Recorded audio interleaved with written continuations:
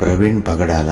ఆ పేరు వింటేనే క్రైస్తవ లోకానికి ఒక ధైర్యం, మత గ్రంథాలపై లోతైన జ్ఞానం, చిక్కు ప్రశ్నలకు తిరుగులేని జవాబు.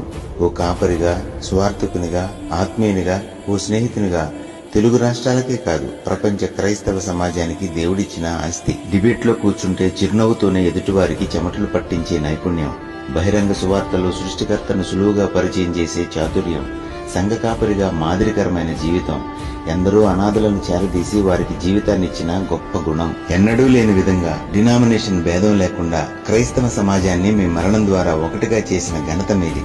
మీరిచ్చిన స్ఫూర్తితో కెమెరాల ముందే కాక రాజమండ్రి హాస్పిటల్ దగ్గర ప్రభుత్వ ప్రతినిధులతో సేవకులు న్యాయం కోసం గలవిప్పిన తీరు వర్ణనాతీతం. కొవ్వూరు టోల్గేట్ దగ్గర సీసీ ఫుటేజీలో చివరిసారిగా మిమ్మల్ని చూసిన మేము అదే టోల్గేట్ దగ్గర వీడ్కోలు పలుకుతున్నాము.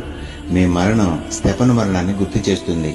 ఆ మరణం తర్వాత సంఘ విస్తరణ ఎలా జరిగిందో నేటి రాకడ దినాల్లో అదే మాదిరి విస్తరణ జరుగుతుందని ఆశిస్తూ, దేవుని చిత్తం, మీ ఆశయం నెరవేరాలని కోరుకుంటూ ఇదే మా కన్నీటి వీడ్కోలు.